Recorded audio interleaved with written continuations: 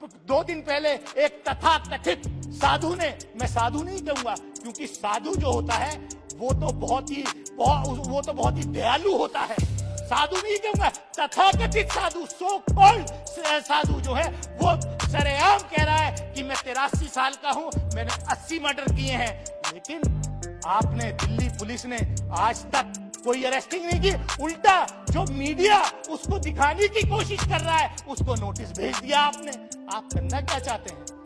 Undeclared emergency इस देश में आपने लागू कर रखी है, लेकिन आपका असली सपना कांग्रेस मुक्त भारत नहीं, आपका असली सपना विपक्ष मुक्त भारत, विपक्ष मुक्त भारत और मुस्लिम मुक्त विधायिका, ये आपने अपने अंदर कर लिया है। ये यहाँ भी हो रहा है। तब आप पिछले दिनों में लगातार इस देश के लॉ मिनिस्टर जुडिशरी पर अटैक कर रहे हैं। डेली का काम आप अखबार उठाकर देखिए, सुबह को मैं पढ़ता हूं तो केंद्रीय कानून मंत्री रोज जो है जुडिशरी को, सुप्रीम कोर्ट को धमकाते हुए नजर आते हैं। ये किस तरफ आप देश ले जाना चाहते हैं? हर चीज आपके हिसाब से चलेगी क्या देश में? ये क्या है? हमारे पुरखों ने कुर्बानियां दी है इस देश की आजादी की लड़ने के लिए, हमारे पुरखों ने इस देश को आजाद कराया है। आप लोगों का इतिहास कहीं नहीं था, आप सिर्फ इतिहास बदलने का काम कर रहे हैं। आप मुगलगार्ड का नाम बदलोगे, आप किसी बिल्डिंग का नाम बदलोगे, आप किसी सड़क का नाम बदलोगे, क्योंकि आपका अपना कोई इतिहास नहीं है। इसलिए आप मंत्रालय कोर्ट को धमका रहा है, और जिस तरीके से जुडिशरी में आज मद्रास हाई कोर्ट में कोई शपथ हुई, अगर इस तरीके के जजेस का रिकमेंडेशन होगा, इस तरीके के जो हेट स्पीच करने वाले वो क्या न्याय देंगे? सभापतियों से क्या हो रहा है कि अगर आपकी सरकार है, अगर कहीं कोई क्राइम हुआ है, सही है या गलत है, क्राइम है भी या नहीं, आप बुलडोजर लेकर के पहुंच जाओगे। ये क्या है? क्या इसलिए इस देश को हमारे पुरखों ने आजाद कराया था कि 1% देशवासियों के पास 40.5% से ज्यादा इस देश की वेल्थ है। आपका नारा सबका साथ सबका विकास है, लेकिन विकास सिर्फ अडानी का है इस देश में। और कि रोजगार की बात हुई थी 2014 में, 2 करोड़ रोजगार आप हर साल देंगे, लेकिन हालत क्या है कि 8.3% अनएम्प्लॉयमेंट रेट है। आप बेटी बचाओ बेटी पढ़ाओ की बात करेंगे। सबने देखा कि गुजरात चुनाव से पहले कैसे बिल्किस बानो के रेपिस्ट को जो है गुजरात की सरकार ने छोड़ा। ये बेटी बचाओ बेटी पढ़ाओ ये है क्या? ये किसानों की बात करते हैं। उत्तर प्रदेश सरकार ने अभी तक नोटिफाई नहीं किया है कि गन्ना किस भाव खरीदा जाएगा, और हजारों करोड़ रुपए चीनी मिलों पर बकाया है। वहीं दिल्ली के अंदर जामिया मिलिया इस्लामिया यूनिवर्सिटी है। जामिया मिलिया इस्लामिया यूनिवर्सिटी पिछले दशक से ये मांग कर रही है कि वहां पर मेडिकल कॉलेज आप खोल दीजिए। इतनी बड़ी आबादी है, पश्चिम उत्तर प्रदेश का नोएडा, ओखला, और वहां पर अब तो हम हाथ जोड़ के इनसे ये भी कह दिया कि साहब आप हॉस्पिटल छोड़िए 100 बेडेड, केवल फैकल्टी खोल दे दीजिए, हॉस्पिटल वहां जी के अभिभाषण पर बोलने का मौका दिया। सबसे पहले मैं माननीय राष्ट्रपति जी का धन्यवाद देना चाहूंगा कि उन्होंने हमें आकर के ज्वाइंट सेशन में संबोधित किया, और पिछले 9 साल का लेखा जोखा श्री नरेंद्र मोदी जी की सरकार का इस डॉक्यूमेंट में उसकी हाइलाइट्स थी। 2013 में सरकार आई सबका साथ सबका विकास के नाम से। 2019 में सबका साथ सबका विकास और सबका विश्वास बढ़ गया। सभापति महोदय, मैं जो यहां पर पॉइंट वाइज माननीय राष्ट्रपति जी का अभिभाषण है उसी पर अपने आप को केंद्रित रखना चाहूंगा। मैं सभापति महोदय, देखिए मैं अभी बोलना स्टार्ट भी नहीं किया, पहले से डिस्टर्ब करना शुरू कर देते हैं। सभापति महोदय, मैं इतना ही कहना चाहूंगा कि रोजगार की बात हुई थी 2014 में, 2 करोड़ रोजगार आप हर साल देंगे, लेकिन हालत क्या है कि 8.3% अनएम्प्लॉयमेंट रेट है। आज ऑक्सफैम की रिपोर्ट आई, क्या हालत है कि 1% देशवासियों के पास 40.5% से ज्यादा इस देश की वेल्थ है। आपका नारा सबका साथ सबका विकास है, लेकिन विकास सिर्फ अडानी का है इस देश में और किसी का नहीं हो रहा। सभापति महोदय, बहुत सारी विकास की बात हुई, मैं तो सिर्फ इतना कहना चाहता हूं, किसानों की बात बहुत जोर शोर से हुई कि हमने किसानों को 11 करोड़ किसानों को जो है किसान सम्मान निधि से नवाज दिया। सभापति महोदय, मैं जिस प्रदेश से आता हूं उत्तर प्रदेश, और जिस बेल्ट से आता हूं पश्चिमी उत्तर प्रदेश के अंदर लगभग 27 लाख हेक्टेयर भूमि पर किसान गन्ना पैदा करते हैं। करीब 40 लाख परिवार उससे जुड़े हुए हैं, लेकिन हालत क्या है कि आज भी हजारों करोड़ रुपए गन्ना किसानों का बकाया चीनी मिलों पर है। और तो और सभापति महोदय, अभी मेरे से यहां पहले भारत जोड़ो यात्रा करने वाले राहुल गांधी जी बोल रहे थे, उन्होंने बड़े विस्तार से अडानी जी के बारे में और इस सरकार के बारे में बताया। मैं कहना चाहता हूं, किसानों की बात करती है सरकार, लेकिन उत्तर प्रदेश के अंदर इन्हीं की सरकार है। गन्ने का सीजन अक्टूबर में शुरू हो गया, हम फरवरी में हैं, अगले 1.5 महीने में खत्म हो जाएगा। गन्ना चीनी मिलों पर चला गया, लेकिन अभी तक गन्ने का भाव रेट तय नहीं किया सरकार ने कि किस दाम से किसानों का गन्ना खरीदा जाएगा। ये किसानों की बात करते हैं। उत्तर प्रदेश सरकार ने अभी तक नोटिफाई नहीं किया है कि गन्ना किस भाव खरीदा जाएगा, और हजारों करोड़ रुपए चीनी मिलों पर बकाया है। सभापति महोदय, बेटी बचाओ बेटी पढ़ाओ बड़ी जोर का नारा इस सरकार ने दिया, और बेटी बचाओ बेटी पढ़ाओ में क्या कर रहे हैं, इनकी सोच देखिए सभापति महोदय। हरियाणा से ये नारा शुरू हुआ था, मुझे अगर याद होगा, और वहां का एक तथाकथित गुरु जिसके चरणों में इनके नेता जाकर के उसका प्रवचन सुनते हैं, वो कन्विक्टेड रेपिस्ट उसको बार बार हर तीसरे महीने पैरोल पर लाते हैं और उससे प्रचार करवाने का काम करते हैं।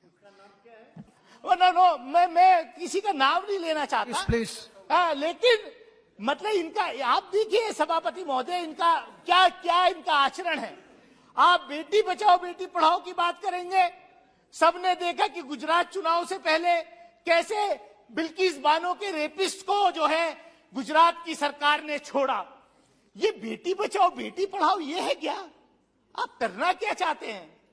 और सभापति महोदय, हम जिस तरीके का आचरण, जिस तरीके का इन्होंने पिछले 9 साल का लेखा जोखा यहां हमें दिया। सर, आप कह रहे कि माननीय प्रधानमंत्री जब 2014 में आए थे तो कह रहे थे कि मैं देखना चाहता हूं, खासतौर से मुस्लिम कम्युनिटी को एड्रेस करते हुए कहा, एक हाथ में कुरान होना चाहिए और दूसरे हाथ में कंप्यूटर होना चाहिए। लेकिन कर क्या रहे हैं आप कि जो बेटियां स्कूल में पढ़ने जाती हैं, मदरसे में पढ़ने जाती हैं, उनकी स्कॉलरशिप भी, प्री मैट्रिक स्कॉलरशिप आपने खत्म कर दी। जो पीएचडी एमफिल करना चाहते हैं, मौलाना आजाद नेशनल फेलोशिप आपने खत्म कर दी। देश के 90 जिलों में संचालित मदरसा अधिग्रहण योजना के लिए इस जो अभी बजट आया उसमें मात्र 10 करोड़ जो का प्रावधान किया, जबकि देश भर के इन अध्यापकों के 5.5 साल का केंद्र अंश सरकार पर शेष है जो लगभग 500 करोड़ रुपए है। इस तरीके से आप जो है बेटी बचाओ बेटी पढ़ाओ चलाएंगे। सभापति महोदय, बहुत जोर से कहा गया कि हर जिले में मेडिकल कॉलेज बना दिया गया या बन रहा है। मैं जिस जिले से आता हूं अमरोहा के अंदर, सभापति महोदय, मेडिकल कॉलेज तो दूर, जो सरकारी अस्पताल है बिल्डिंग बनी हुई है, लेकिन एक डॉक्टर नहीं है वहां पर, एक नर्स नहीं है, ये व्यवस्था है। सरकारी हेल्थ मिनिस्टर साहब यहां बैठे हैं, मैं चाहूंगा वो संज्ञान लें कि अमरोहा के अंदर जो जिला अस्पताल है, अमरोहा जिले में अस्पताल है, बछराइयों में 50 बेडेड हॉस्पिटल है, बिल्डिंग है, लेकिन एक डॉक्टर की नियुक्ति नहीं है। डॉक्टर की नियुक्ति करेंगे नहीं आप, पैरामेडिकल्स की नियुक्ति करेंगे या नहीं आप? और तो और छोड़िए सभापति महोदय, यहीं दिल्ली के अंदर जामिया मिलिया इस्लामिया यूनिवर्सिटी है। जामिया मिलिया इस्लामिया यूनिवर्सिटी पिछले दशक से ये मांग कर रही है कि वहां पर मेडिकल कॉलेज आप खोल दीजिए। इतनी बड़ी आबादी है, पश्चिम उत्तर प्रदेश का नोएडा, ओखला, इधर, और वहां पर अब तो हम हाथ जोड़ के इनसे ये भी कह दिया कि साहब आप हॉस्पिटल छोड़िए 100 बेडेड, केवल फैकल्टी खोल दे दीजिए, हॉस्पिटल वहां प्राइवेट हॉस्पिटल से अटैच हो जाएंगे। सभापति महोदय, मैं ये कहना चाहता हूं कि जिस तरीके से पिछले दिनों में लगातार इस देश के लॉ मिनिस्टर जुडिशरी पर अटैक कर रहे हैं, डेली का काम आप अखबार उठाकर देखिए, सुबह को मैं पढ़ता हूं तो केंद्रीय कानून मंत्री रोज जो है जुडिशरी को, सुप्रीम कोर्ट को धमकाते हुए नजर आते हैं। ये किस तरफ आप देश ले जाना चाहते हैं? हर चीज आपके हिसाब से चलेगी क्या देश में? ये क्या है? कोई सभापति महोदय, इस देश में हो क्या रहा है? हमने मध्य प्रदेश की घटना देखी, हमने उत्तर प्रदेश में घटनाएं देखी, हमने आसाम में घटनाएं देख रहे। क्या हो रहा है? बुलडोजर लेकर के अगर किसी ने कोई क्राइम किया है, यू आर नॉट द जज, crime should be reported, FIR should be launched, investigation should take place, trial must take place, then if somebody is guilty he must be punished. यहां क्या हो रहा है कि अगर आपकी सरकार है, अगर कहीं कोई क्राइम हुआ है, सही है या गलत है, क्राइम है भी या नहीं, आप बुलडोजर लेकर के पहुंच जाओगे। ये क्या है? क्या इसलिए इस देश को हमारे पुरखों ने आजाद कराया था? क्या इसलिए मौलाना आजाद ने जो है जामा मस्जिद की सीढ़ियों पर खड़े होकर के तकरीर की थी कि आप कहां जा रहे हो? जब देश का बंटवारा हो रहा था, इस देश के अंदर 20 करोड़ से ज्यादा अकलियत के लोग हैं और खासतौर से मुस्लिम माइनॉरिटीज हैं, आप कैसे ट्रीटमेंट करना चाहते हो? yes. मैं सभापति महोदय, मैं अपनी बात खत्म करूंगा। सभापति महोदय, आपने देखा पिछले दिनों किस तरीके का ट्रेंड इस देश में चल रहा है। आप अपनी पार्टी में आपका सपना, आप कहते हैं कि कांग्रेस मुक्त भारत, कांग्रेस ने गलतियां की थी इसलिए जनता ने हरा दिया। कांग्रेस अगर अच्छा करेगी, अब उनके नेता निकले भारत जोड़ो करने, जनता हो सकता है फिर आशीर्वाद देते, मैं उसमें नहीं पढ़ना चाहता। लेकिन आपका असली सपना कांग्रेस मुक्त भारत नहीं, आपका असली सपना विपक्ष मुक्त भारत, विपक्ष मुक्त भारत और मुस्लिम मुक्त विधायिका। ये आपने अपने अंदर कर लिया है, ये यहां भी हो रहा है। सभापति महोदय, मैं 2019 में चुन के आया अमरोहा से, मेरे साथ यहां 2 कुलीग बैठते थे, एक रामपुर रिप्रेजेंट करते थे, एक लक्षद्वीप रिप्रेजेंट करते थे। समाप्त मैं समाप्त की ओर आ रहा हूं। मैं वहीं आ रहा हूं कि किस तरीके से लेजिस्लेचर में इस देश के अकलियतों को, खासतौर से मुस्लिम माइनॉरिटीज को डिनाई किया जाए। तो कोई केस हुआ, चुनाव का केस हुआ, उसमें बहुत स्पीड से कन्विक्शन करा दिया। आजम खान साहब यहां नहीं रहे, इस सदन के सदस्य। लक्षद्वीप के फैजल साहब थे, उनका कोई केस चल रहा था, उसमें कन्विक्शन हो गया, आप वो सदस्य नहीं रहे। और सबसे गंभीर बात जो मैं कहने जा रहा हूं, आज ही जिस तरीके से कानून मंत्रालय कोर्ट को धमका रहा है और जिस तरीके से जुडिशरी में आज मद्रास हाई कोर्ट में कोई शपथ हुई, अगर इस तरीके के जजेस का रिकमेंडेशन होगा, इस तरीके के जो हेट स्पीच करने वाले वो क्या न्याय देंगे? सभापति महोदय, I am concluding in 30 seconds. Don't make any comments against the judiciary. It is not fair. That will be looked into. I have not taken any name. No, pressurizing the judiciary cannot be. I am not taking any name. I am just saying कि अगर इस तरीके के लोग होंगे तो क्या न्याय की उम्मीद करेंगे? और मैं आपके माध्यम से सिर्फ इतना कहना चाहता हूं, हम दिल्ली के अंदर खड़े हैं, बोल रहे हैं, यहां पर देश की राजधानी में ये संसद भवन है और यहां से 2 किलोमीटर दूर रोज हेट स्पीचेस होती हैं। रोज जो है इस देश में के अकलियतों को काट दो, इस देश के उनको मार दो। ये हो क्या रहा है? अभी 2 दिन पहले एक तथाकथित साधु ने, मैं साधु नहीं कहूंगा क्योंकि साधु जो होता है वो तो बहुत ही दयालु होता है। साधु नहीं कहूंगा, तथाकथित साधु, सो कॉल्ड साधु जो है वो सरेआम कह रहा है कि मैं 83 साल का हूं, मैंने 80 मर्डर किए हैं। लेकिन आपने, दिल्ली पुलिस ने आज तक कोई अरेस्टिंग नहीं की, उल्टा जो मीडिया उसको दिखाने की कोशिश कर रहा है उसको नोटिस भेज दिया आपने। आप करना क्या चाहते हैं? वे अनडिक्लेयर्ड इमरजेंसी इस देश में आपने लागू कर रखी है। Yes. सभापति महोदय, मैं ज्यादा कुछ ना कहते हुए मैं आपके माध्यम से सिर्फ यही कहूंगा कि देखिए, ये देश सबका है, ये देश मिली जुली संस्कृति का देश है। इस देश का ताना बाना सब लोगों ने, हिंदू, मुस्लिम, सिख, ईसाई, बौद्ध, जैन, पारसी, सबने मिलजुल करके इस देश का ताना बाना बुना है। इस देश के ताने बाने को मत तोड़िए। खुदा के वास्ते मैं हाथ जोड़ करके अपील करता हूं, लोगों को आप इस तरीके से टेरराइज मत कीजिए। एक इतनी बड़े सेक्शन को आप सेकंड ग्रेड सिटीजन नहीं बना सकते। हमारे पुरखों ने कुर्बानियां दी है इस देश की आजादी की लड़ने के लिए। हमारे पुरखों ने इस देश को आजाद कराया है। आप लोगों का इतिहास कहीं नहीं था, आप सिर्फ इतिहास बदलने का काम कर रहे हैं। आप मुगल घाट का नाम बदलोगे, आप किसी बिल्डिंग का नाम बदलोगे, आप किसी सड़क का नाम बदलोगे, क्योंकि आपका अपना कोई इतिहास नहीं है। इसलिए आप दूसरों के इतिहास को भी बर्दाश्त नहीं करना चाहते। मैं इन्हीं शब्दों के साथ एक बार फिर महामहिम राष्ट्रपति जी का मैं धन्यवाद अदा करता हूं कि उन्होंने हमको संबोधित किया। बहुत बहुत शुक्रिया सभापति महोदय। धन्यवाद, धन्यवाद। बहुजन विचारधारा को घर घर तक पहुंचाने के लिए हमारे YouTube चैनल को सब्सक्राइब करें, लाइक करें, कमेंट करें, शेयर करें और बेल आइकन की घंटी दबाना ना भूलें।